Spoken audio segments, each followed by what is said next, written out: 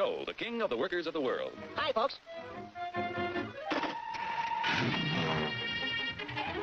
Joe's the king because he can buy more with his wages than any other worker on the globe.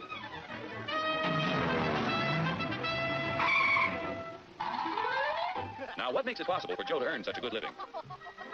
He's no smarter than workers in other countries. Are you kidding? He's no stronger than workers in other lands. Oh, yeah? Well, just watch me. Just because Joe's an American doesn't mean... Yeah? Well, being an American is the best thing in the... Oh, my back!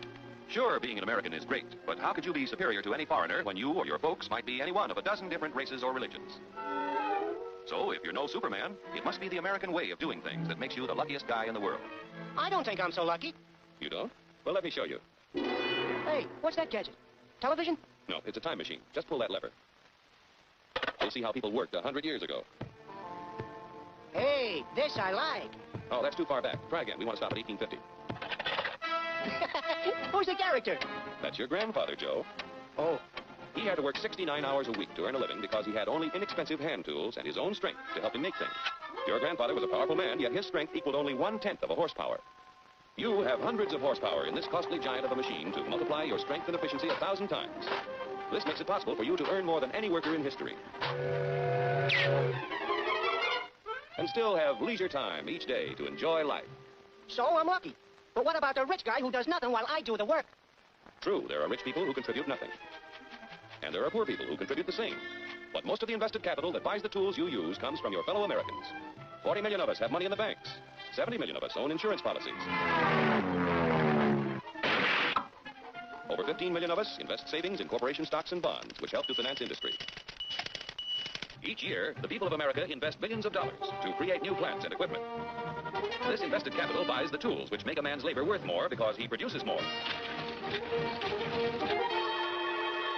In China, for example, where there is practically no capital available for investment in plants or tools, a man's labor is not worth very much. A coolie takes 10 days to move 10 gallons of kerosene 100 miles at a freight cost of 10 cents a gallon. An American railroad worker takes only 2 hours to move 100,000 gallons of kerosene 100 miles at a freight cost of 1 cent a gallon. The coolie makes 10 cents a day. An average American railroad worker makes $10 a day, or 100 times more than the coolie. The average railroad worker has the benefit of a $20,000 investment in equipment. The Chinese coolie's equipment is worth only 10 cents. With constant improvement in expensive tools and the skill to use them, the value of any man's labor can be multiplied many times. Naturally, the people in this country who invest their savings with industry expect dividends. No dividends, no investments. Without new capital each year to finance new plants, tools, and equipment, labor and management would soon find themselves in pretty bad shape. Yeah, without capital to buy new tools, I might not do so good. But look what a new invention did to my grandpa. For 25 years, he knocks his brains out in the wagon works. Then along comes the gas buddy. Need I tell you what happened to Grandpa? The history of our country proves that new inventions create thousands of jobs for everyone they displace. So it wasn't long before your grandfather had a better job, had more pay for less work. Our industrial progress is largely the result of the competitive struggle between companies to capture the market to increase profits. Huge sums are spent each year to make a better product to sell for less. Yet regardless of how much money is spent to develop a new idea, there is often failure. When research proves successful, everyone shares in the accomplishment. The business which fails to give the consumer as much value as a competitor gives often goes bankrupt. However, on a national scale, competition gives the greatest good to the greatest number by continually producing more and better goods at lower prices. The American way of doing things makes it possible for more people to own their own homes. We're only 7% of the world's population, but we have 50% of the radios. We have 54% of the world's telephones.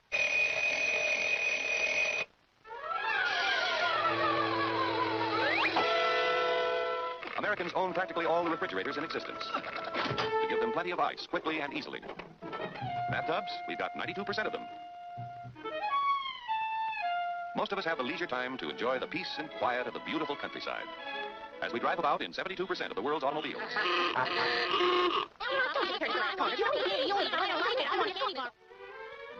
Under the protection of our freedoms, American labor, management, and capital, the greatest production team in the history of mankind, have made the United States the industrial master of the world.